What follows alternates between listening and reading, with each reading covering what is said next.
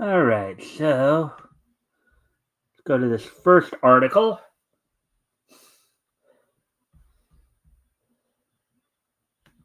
So, as I said, this first one we're going to do is kind of a follow up to something that we had gone over last week. Visa exec confirms payment processing services being halted for Japanese retailers selling adult content. Quote, it is necessary to disallow it to protect the brand. Wonder what that's supposed to mean. Protect the. I mean, okay. As you know, there was the background on the story we covered maybe last week or a couple weeks ago, where some of these credit card companies were basically refusing payment processing services it was this one site that was trying to put some older manga out there, right? That's of course at times considered a bit more risque, you know. So so anyways, let's get into this. So article by Spencer McCauley published the other on Monday here. So all right, so there's Miho Kusakai prepares to take on the Fuyuzora twins on Daiichi Soryomi's cover art to Keijo number 17. Anyways, in providing direct confirmation of the company's turn towards the absurdly puritanical, Visa exec Seiten Kitney has admitted that not only is the payment processor now choosing to deny their services to websites and businesses who host adult content, but they are doing so in order to quote unquote protect the brand. What brand? The credit card company's brand or manga? I don't really. I guess it would be the credit card company's brand, but anyways. As readers may recall, recent months have seen an increasing number of Japanese retailers, particularly those whose offerings include, in smaller quotes, adult-oriented manga, anime, and doujinshi, in parentheses, your self-published works, announcing that various payment processors had dropped them as clients due to their offering of said content, thus removing their respective ability to accept digital payments for their items. Such affected entities include the popular online doujinshi retailer Melon Books and iconic Tokyo-based book retailer Torin no Ana, both of whom have lost the right to process payments from such credit companies as Visa and MasterCard, as well as the out-of-print manga archive, Manga Library Z. That's the one where we were going over a couple weeks ago, folks. Manga Library Z was the one that was basically trying to, archive some of the older manga out there for people to go out and try to get. Whose loss of these services actually led to the entire site shuttering its doors, at least for the time being, unparenthesed. Now, mind you, what I would hope is that maybe somewhere along the way they can find a credit card company that isn't quote unquote trying to be as puritanical. It's kind of funny because puritanical and tyrannical both sound very similar. If you get what I mean. Masamune Okamura asked Lilisa Amano about her cosplay interest in 2.5 Dimension Seduction, Chapter 1, Different Dimension Freshman. Unsurprisingly, this move has proven unpopular with manga readers across the globe, many of whom have taken to social media to voice their frustrations against the pseudo censorship.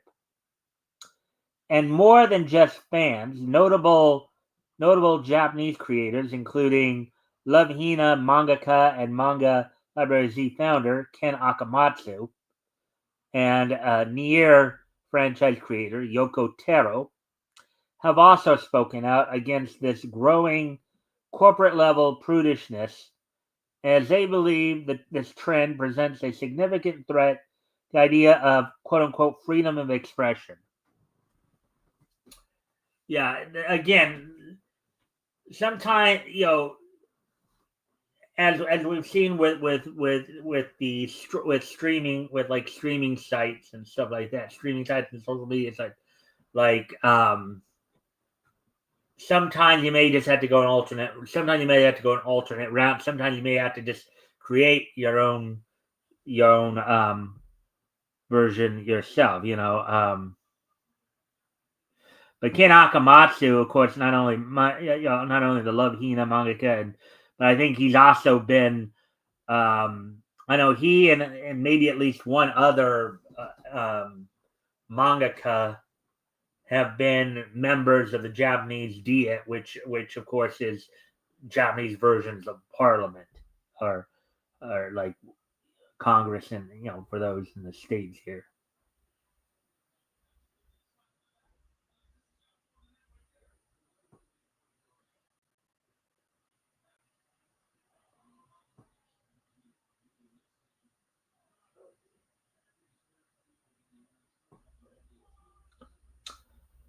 Unfortunately for those concerned, it seems Visa is not only unapologetic about their decision to stop working with adult content, but also intends to keeping on with their current strategy.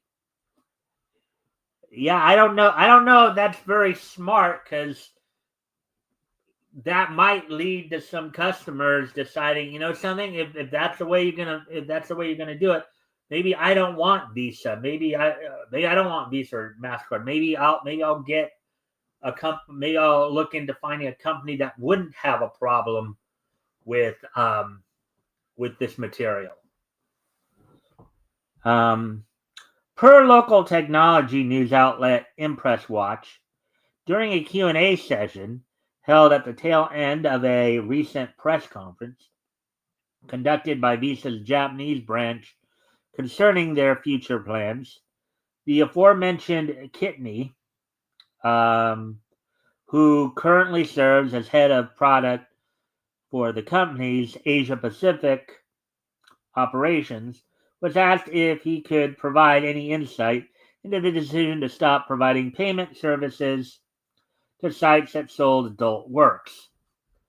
This is gonna be interesting to read, see what their line of thinking is. Is this their way of trying to force them to stop doing it? By denying them access. Again, it's one of those things where maybe the only way to deal with this sometimes is just to create your either find a credit card, even if it's a smaller credit card company. Find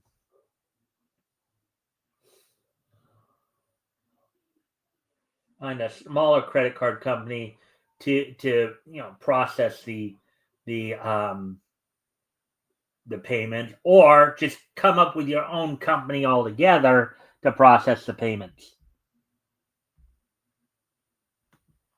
Maybe you could look into that. But anyways, in turn, the Visa exec explained that while the company normally helps to facilitate transactions for any and all legal goods, they choose to break away from sites stocking adult manga and books because, quote, sometimes it is necessary to disallow it to protect the brand. So what, are they afraid? Are they afraid? So it sounds like what it is that they've bought into the whole idea that anime and manga is nothing but porn. Now, granted, there is a section of anime and manga that is porn, known as hentai, but not all of it is that. It's a part of it. It's not all of it. Quote, the reality is that this is a complex decision involving global and local policies, unquote. He added, quote, and it is also important to maintain integrity, and we will continue to do so, unquote. So either that's a typo or somebody um, was stuttering there, I guess. Per Impress Watch's own recap of the press conference, the tone and inflection with which Kitney made the statement indicated, quote, that the series of decisions is not a temporary one, unquote. Further, Kitney did not provide any specific details as to which specific, quote, global and local policies, unquote, were being used as the basis for Visa's anti-adult content stance. You know, here's the thing too. Here's another thing, because there are a lot of, what about like certain adult sites that actually do full on adult content? Um, that's kind of something that, are they also going to stop doing payment process on that? Hmm.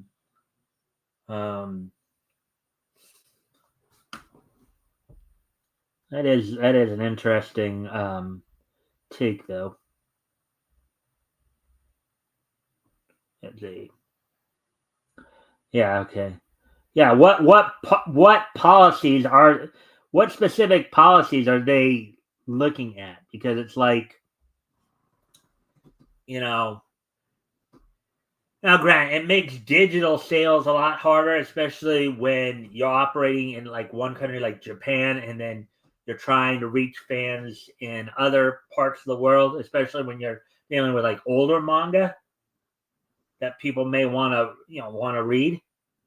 You know, if somebody wants, let's say, like a Yurusei Yatsura or Love Hina or something like that, you know, then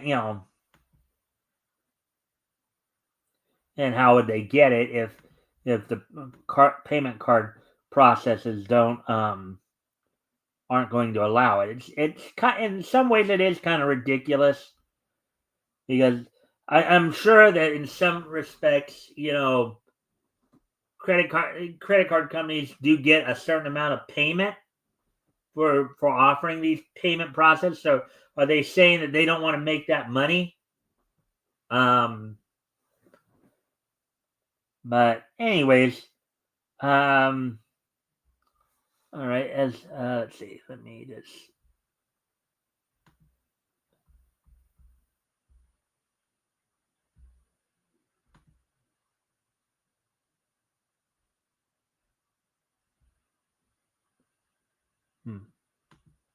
Just do something here real quick.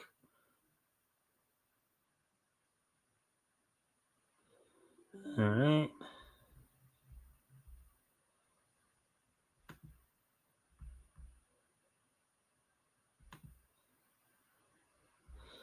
All right. So, anyways, I guess we will get ready to. Well, and a friendly reminder, of course, if you guys haven't already, if you guys can help out by liking and sharing the stream, see if we can get some more friendly people in here to engage. That'd be appreciated. Also, if anything here grabs your attention, feel free to comment and or ask questions, and I'll try to answer the questions to the best of my ability. So, with that being said, let's go ahead and move on to the next article I was going to go over here.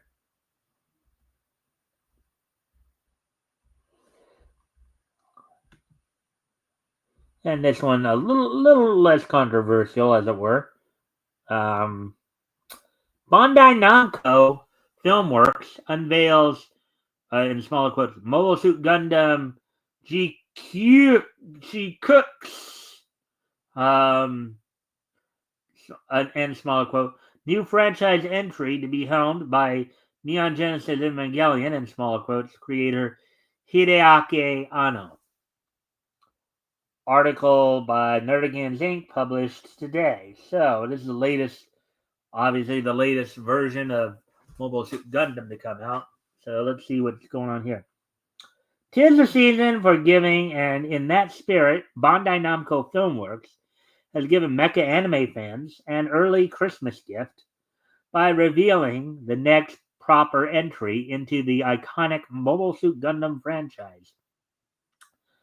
Mobile Suit Gundam GQX, I guess is how you pronounce it, I guess. Um, and to add some milk to go with those cookies, the new series is set to be written by none other than Neon Genesis Evangelion creator Hideaki Anno. Of course, Neon Genesis Evangelion, one of the most popular and well-known mecha animes of all time. Probably the most popular and well-known mecha anime of all time. I would after Gundam, of course.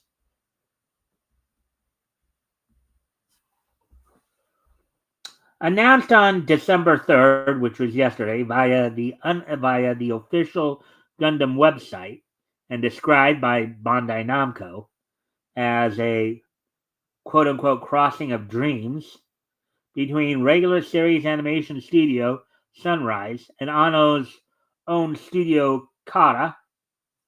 The series will, according to the official synopsis, follow the adventures of one Amate Yuzuriha, who is voiced in the Japanese by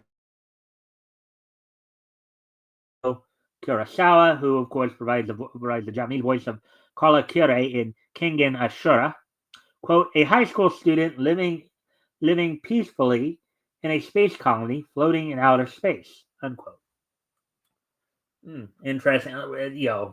Obviously, for those of you who don't know, Mobile Suit Gundam set oftentimes in the far, far future. So some interesting takes on it here. Which adds to the suspense and the storytelling aspects of it. Quote, when she meets a war refugee named Neon or Nyan, who's voiced in the Japanese by Yui Ishikawa, who by the voice of Mui in Undead Unlock, Amate is drawn into the illegal mobile suit dueling sport known as clan battle. Unquote. The synopsis continues, quote, under the entry Machu, in smaller quote, she throws herself into fierce battle day after day, piloting the GQX.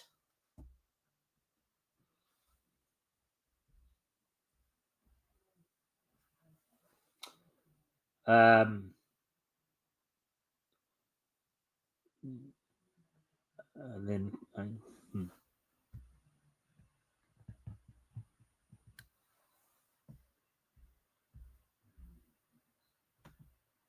all right.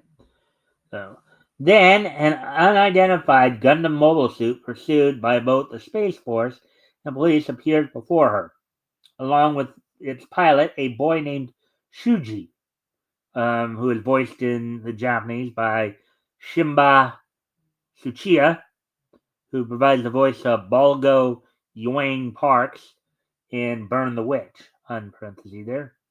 It concludes, quote, now their world is about to enter a new era, unquote. Let's see if anybody's saying anything as of yet. Again, if anything here grabs your attention, feel free to comment and or ask questions. I'll try to answer the questions to the best of my ability. With that, co-produced by studios Kata and Sunrise, the next entry in the Mobile Suit Gundam franchise features a production team consisting of various Evangelion alumni, with Evangelion Rebuild film series director Kazuya Surumaki helming the overall production, and both Anno himself and Evangelion movie 3Q, in English known as Evangelion 3.0, you can not, in parentheses, redo. Screenplay writer Yoji Enokido, providing its script.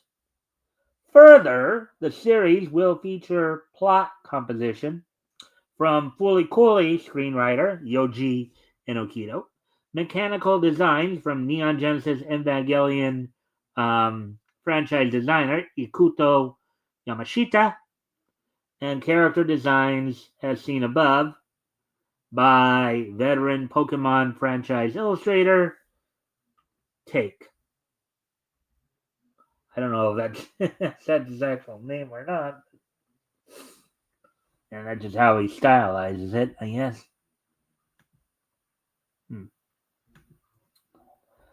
Alongside this news, Bandai Namco also released a trailer for the series, therein giving fans their first look at not only the designs of Amada, Neon, and Shuji, but also the G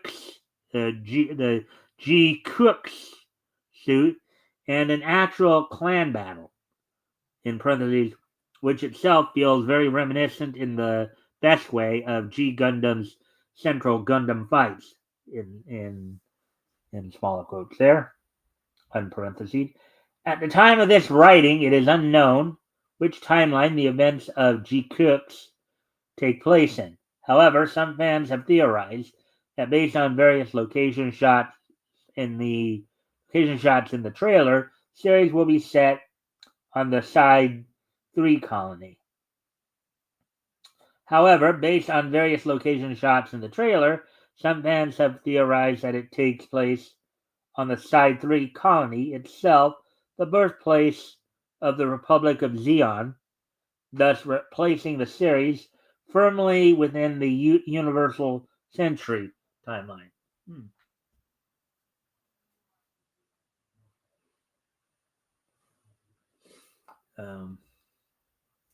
Anyway, some interesting stuff there.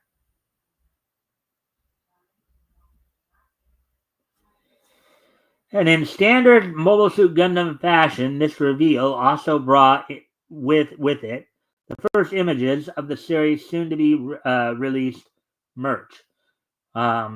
Such offerings include a white hero plush doll, a new G Cooks themed set for the Mobile Suit Gundam Arsenal-based arcade-based TCG, and of course, the very first HG 144th G Cooks Gunpla kit. Oh, they're really sending out the. Prior to the series premiere, a cinematic competition made up of re-edited episode footage titled Mobile Suit Gundam G Cooks Beginning will begin screening in Japanese theaters on January 17th. Now, mind you, as we are in December, we're basically coming down to the end of the anime's fall release season. Basically, that means that the many of the animes that started up in Japan back in October are now in their final weeks, or in their final 4 weeks usually. For those like 12, 13 episode series. For the 26 episode series, they're about halfway through. But we'll probably be concluding in like March. But yeah, so those are the two main stories that we did tonight. So let's see, 29 minutes. Let me see if I can find something else to report on. Just give me a sec here. Let's see if there's anything else of interest to as soon as I can get my head out of my what. Let's see now.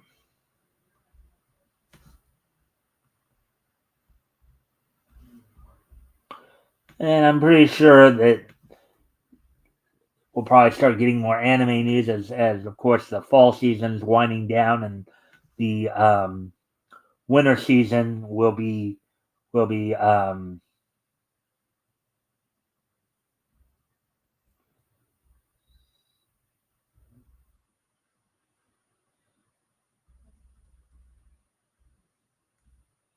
okay. Really there.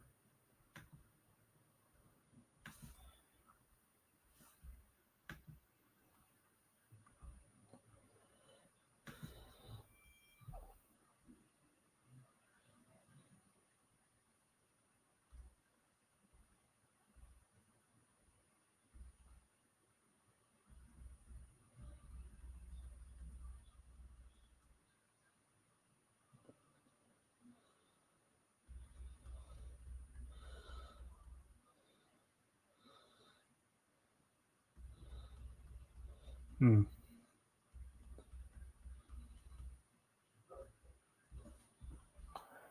All right, as I said, I'm just looking to see what else maybe out there. If there's anything of interest to kind of report on here.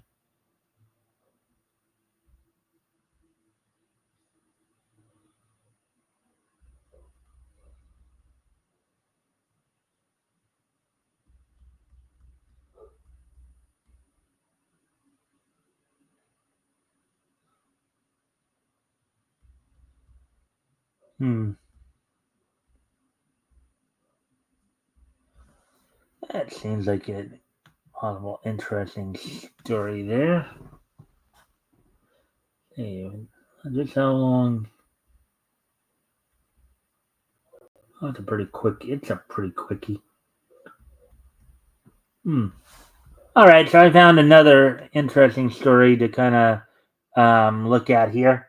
One shouldn't take too long to go over. So I guess I should share that.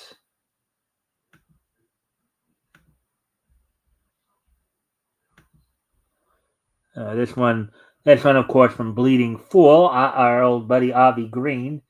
This one's again not.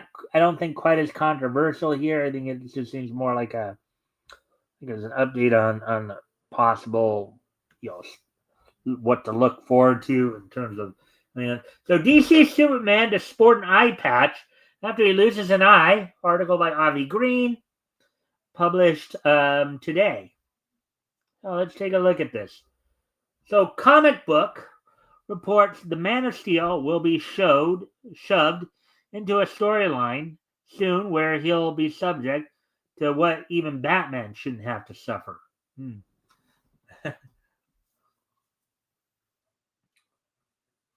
Avi.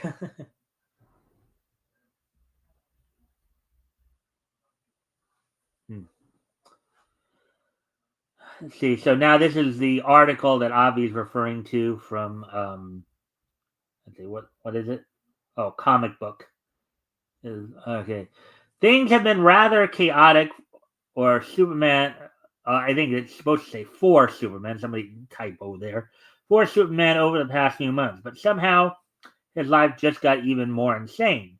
In just the past week, you can thank Time Trapper for that, though he is also known as the man who killed Clark previously, Doomsday. Um, this version of Doomsday has traveled throughout time and space and has arrived at the moment of his old self's return. While he's busy giving Superman some cryptic clues, I guess I think it's again a typo there, as to how to survive this whole thing in Superman number 20. He also makes a few major revelations, I believe, about Superman, including the loss of his eye by an old foe. Hmm. Now, obviously, this article's got some typos in it, I would think, from the looks of it, that he's referring to. Because comic book doesn't really believe the work of editors. Hmm. It would appear that then that Superman is destined to face his old foe once more, and Zod is someone more capable of lethally injuring Superman. Um, If things proceed like they are supposed to, Superman might be sporting an eye patch sooner than later. Though that's not even the worst thing coming Clark's way. Now back to Avi here. Oh, no doubt about that. All this makes clear is the Batman influenced path isn't enough. Now they simply must venture into the kind of territory movies like Aliens and Predator have already built up at the expense of brighter themes. It's nothing short of an insult to the memory of Jerry Siegel and Joe Shuster, and it's a storyline best avoided. Siegel and Schuster deserve far better than having their famous creation abused like this. Yeah. I mean, in this case, I think I'd have to kind of agree with Avi on this one.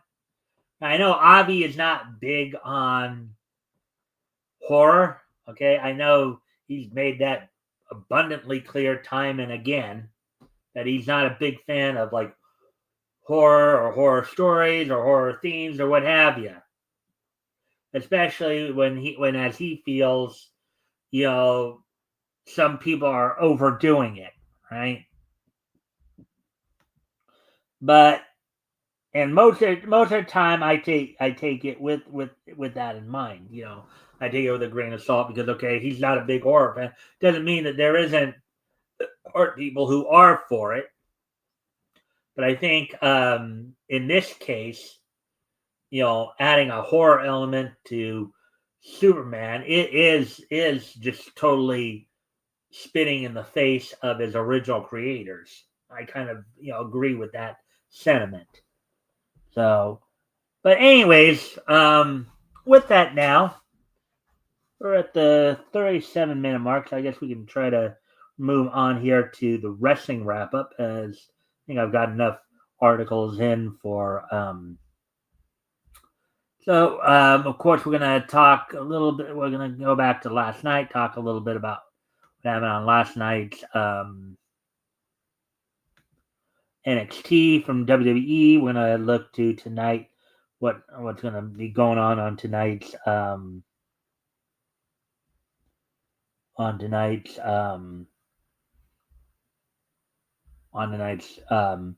Dynamite as well.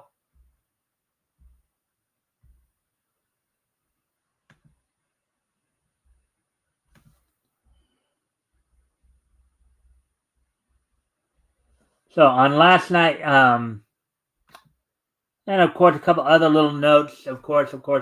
So now, as it would seem that according to The Rock, there are no plans for him to be getting involved at WrestleMania 41.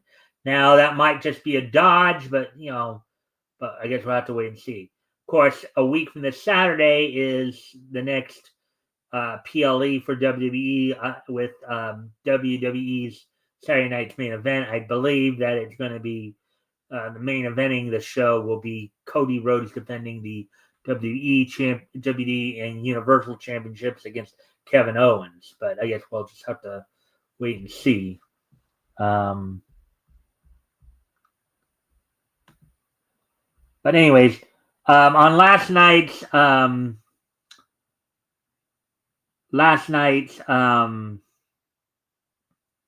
NXT, the show opened up with the last chance fatal 4-way qualifier in the women's match, in which Ren Sinclair, with Charlie Dempsey in her corner, outlasted Cora Jade, Jada Parker, and Kalani Jordan. In the number one contendership battle royal for the NXT tag titles, No Quarter Catch Crew of Miles Bourne and Tavian Heights outlasted 1, 2, 3, 4, 5 other teams to become the new number one contenders to the NXT Tag Team Championship. They'll get a shot at some point in the near future. They'll get a shot against current champions Axiom and Frazier. Carmen Petrovic defeated Nikita Lyons in a one-on-one women's match. Gigi Dolan defeated Izzy Dame. Of course, Gigi Dolan had Tatum Baxley in her corner. And the main event of the evening in the men's last chance fatal four-way match for the Iron Survivor Challenge, Eddie Thorpe defeated one half of the NXT champions, Axiom, tag team, Cedric Alexander and Lexis King. So that all happened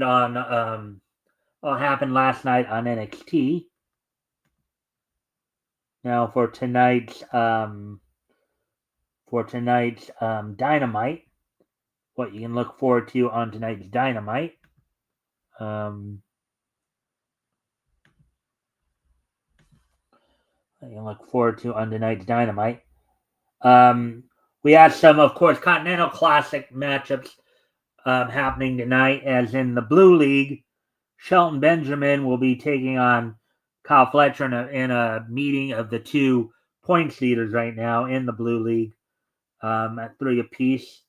And you have main eventing the night, a Gold League match between two of the 3 point leaders in the Gold League, Brody King and Claudio Castagnoli. Of course, Shelton Benjamin coming off of his win against former Ring of Honor world champion Mark Briscoe last week. Kyle Fletcher coming off of his win against Beast Mortos, in which you have the Hurt Syndicate, member of the Hurt Syndicate taking on member of the Don Callis. In the main event, of course, you got a member of the Death Riders and Claudio Castagnoli taking on member of House of Black, Brody King, which should prove to be a very physical matchup. In the other matches on the night, in the match for the Dynamite Dozen Battle Royal, determine who the new recipient is of the Dynamite Diamond Ring. You have Don Callis family members Lance Archer and Brian Cage involved, as well as conglomerations Kyle O'Reilly. You have Adam Cole, Mark Davis, and Commander all confirmed for the match. I guess there's 1, 2, 3, 4, 6 more individuals. I think MJF might be one of the other. I think he'd have to be, because he has to kind of defend that. In a women's match, Penelope Ford looks to get on track with the winning ways against Anna Jay, who looks to rebound from her recent losses to Mariah May. And then Swerve Strickland will take on the Acclaim's Max Caster, and the Death Riders Pack will be taking on Bullet Club Gold member Switchblade Jay White. So there you have it for the wrestling wrap-up. Of course, I'll have the results for you guys tomorrow night. Let me see. I'm just taking a quick peek here.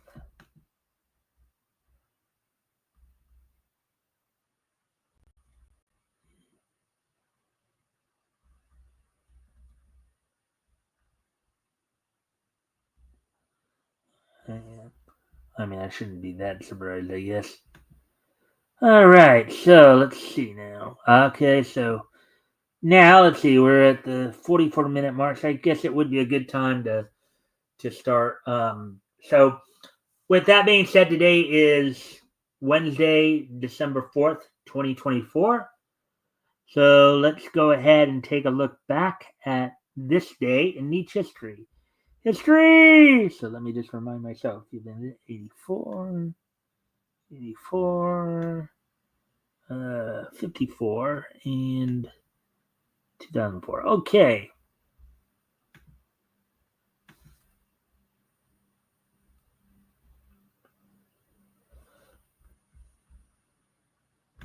All right, so first up, I'm going to head back 70 years ago today, as on this date, 70 years ago today, MGM's Dixieland Droopy premiered in theaters on this date back in 1954. It was part of the Droopy series, of course, directed by Tex Avery and produced by Fred Quimby for Metro-Goldwyn-Mayer. Soundtrack version of this cartoon without dialogue as part of the Tom and Jerry and Tex Avery 2, Volume 1, 1950s sound. All right, so yeah. So basically, on this date, 70 years ago today, MGM's Dixieland Droopy, starring Droopy, was released in theaters on this date back in 1954, 70 years ago today. So moving ahead to 1984, 40 years ago today. On this date, 40 years ago today, the 20th issue of Volume 1 of Alpha Flight went on sale on newsstands on this date back in 1984. Sold for 60 cents, was 32 pages. The story was titled Gold and Love Affairs, featuring Alpha Flight, written and drawn by John Byrne, with Keith Williams doing the inking, Rick Parker doing the lettering, Andy Yanchus doing the coloring. So on this date in 1984, 40 years ago today, the 20th issue of Alpha Flight, Volume 1. Hey, Rex. Thanks for popping in, saying hi and all that. Don't know if you remember this one from like 40 years ago or not, but there it is. Anyways, now getting ready to move on to the next piece in the. And 1984 is just so nice that we're going to hit it twice. As what I'd like to do now is I'd like to wish a happy 40th birthday to former TNA knockout Brooke Adams, better known to most fans as Brooke Tessmacher. Tessmacher. Of course, she was a 3-time TNA Knockouts World Champion, as well as being a former TNA Knockouts Tag Champion with Tara during their time in TNA together. So happy 40th birthday to former TNA Knockouts, as well as American model, dancer, and professional wrestler Brooke Adams.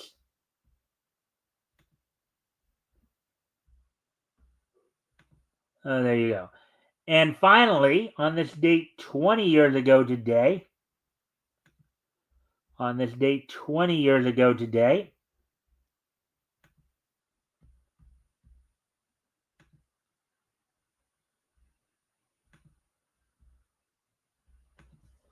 released by Oriental Light and Magic and Character Plan, the anime film Blade of the Phantom Master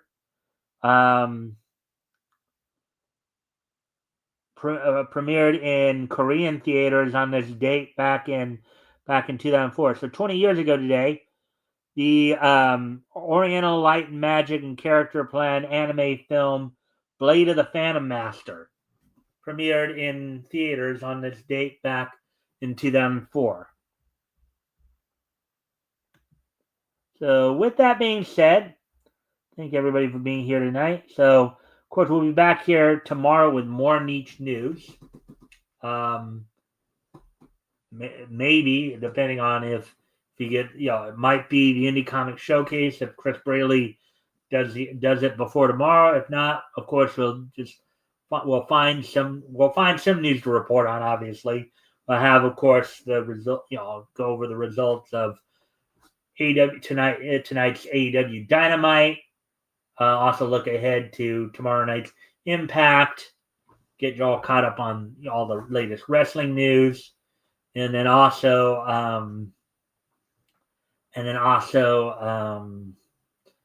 we'll have it. Of course, we'll look back to in time to what happened on tomorrow's date, November 5th. Of course, then on Sunday, I will be joined by Apex from Apex Comics, as we will be looking back to comics that went on sale in April 1940.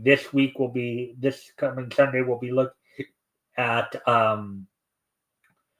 comics that went on sale from Centaur Publications. Be looking at such features as Amazing Man, Mass Marvels, Arrow, among others. So with that, I thank everybody for being here tonight. Hope everybody enjoyed the show, and I will see you all tomorrow. Bye.